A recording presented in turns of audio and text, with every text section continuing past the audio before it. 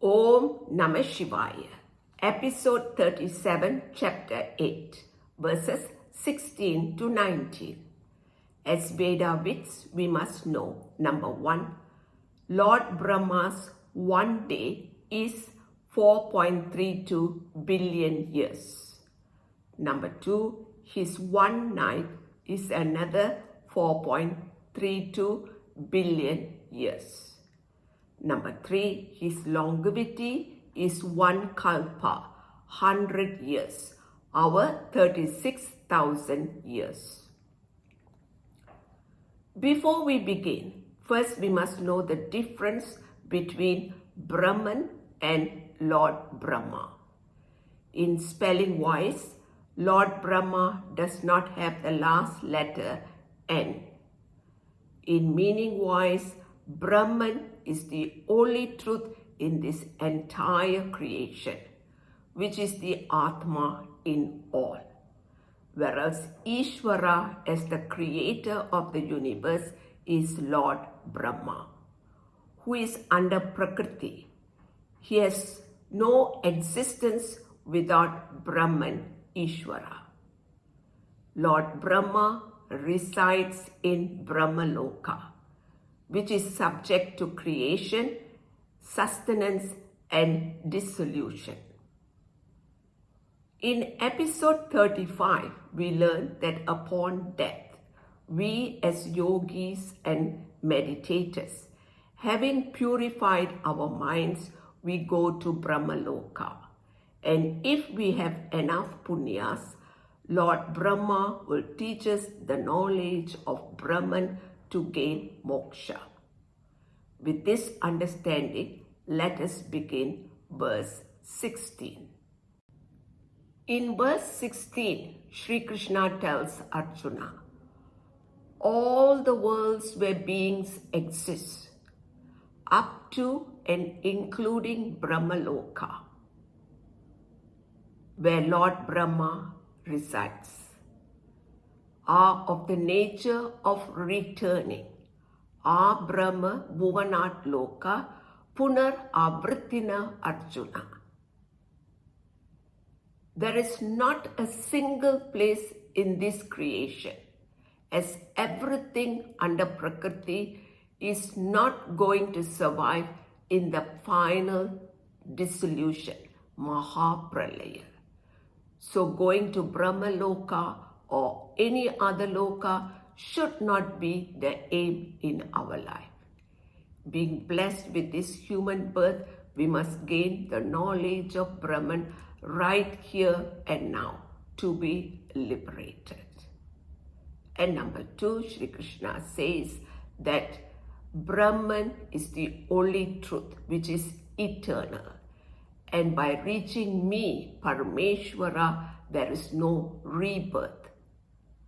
Mam upetyatu kaunteya punarjanmana vidyate. Reaching Parameshwara means gaining the knowledge that we are Satchit Ananda Atma, out of which the creation has come about, by which it is sustained, and into which it gets dissolved. And only by gaining the knowledge of Brahman and converting it to wisdom, we gain moksha, we get liberated, free from the limitation of our body, mind, senses. In verse 17, Sri Krishna says, those people who know about the day and night of Lord Brahma, number 1, knows that one day of Lord Brahma has 1,000 Mahayugas. Sahasra Yuga Paryantam Ahar Yat Brahmano Viduhu. And number 2, one night of Lord Brahma is another 1,000 Mahayugas. Ratrim Yuga Sahasrantam. One Mahayuga consists of 4 yugas. Number 1 is Kali Yuga. It has 432,000 years. Number 2, Dwapara Yuga. It has 864,000 years. Third is Treta Yuga, 1,296,000 years. Fourth is Krita Yuga, 1,728,000 years. Total 10 Kali Yugas, 4,320,000 years. Lord Brahma's one day has 1,000 Mahayugas.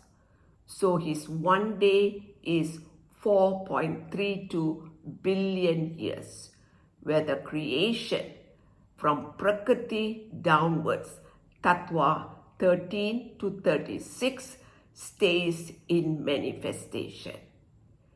And his one night is another 4.32 billion years, during which the creation is in an unmanifest state, except Brahmaloka. Just like when we go to sleep, our world is unmanifest to us. It is logical to know that when Lord Brahma goes to sleep, the entire world is unmanifest, except for Brahmaloka. Lord Brahma is in a state where he is not all-knowing, omniscient. Therefore, 2,000 Mahayugas comprise of one complete day of Lord Brahma, 8.64 billion years.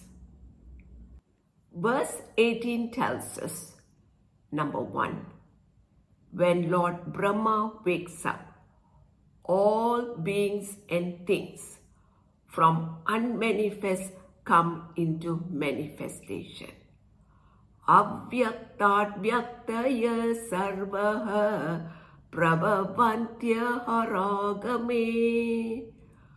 From Lord Brahma's sleep arises all jivas, the sun, the moon, the stars, all mobile and immobile entities, and they come into manifestation from the places where they existed.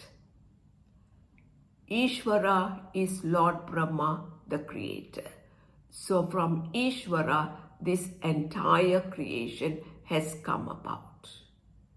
And number 2, when Lord Brahma goes to sleep, everything goes into unmanifestation. Ratriya game praliyante tatreva vyakta sanjake. Just like in our sleep, everything resolves into us night after night and comes back day after day.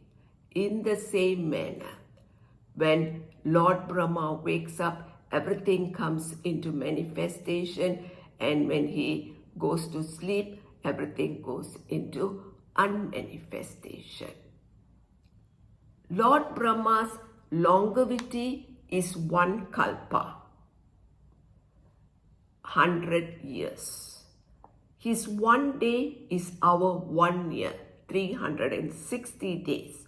So Lord Brahma's longevity is our 36,000 years. For 36,000, this manifestation and unmanifestation goes on. And after 8.64 billion times 36,000 years, Lord Brahma's longevity for 1 kalpa is over. Then Brahmaloka gets destroyed. Only Brahman, Parameshvara, is. Even when the final dissolution takes place after 1 kalpa, our Sanchita karmas does not get destroyed. It is there somewhere in an unmanifest form. And when the next kalpa begins, it comes into manifestation. The lesson to be learned is Mahapralaya is not going to destroy our Sanchita karmas. Only knowledge of Brahman does. So as Vedavids, we must gain the knowledge of Brahman right here and now to get liberated, to be free from the limitation of our body, mind, senses.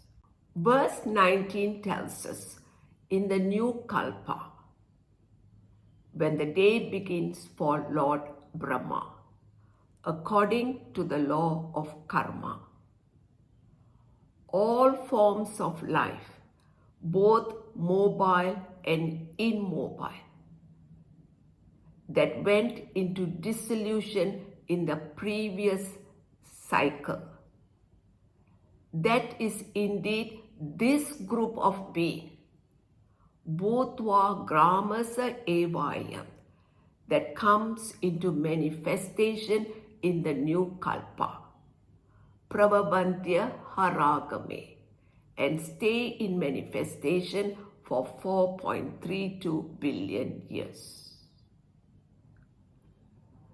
When Lord Brahma's day begins in the new Kalpa, we the Jivas are all going to take a physical body to experience our Sanchita karmas in some form or other, due to our ignorance, ego, desire, and attachment, and continue living in this body, mind, senses, which is an abode of misery.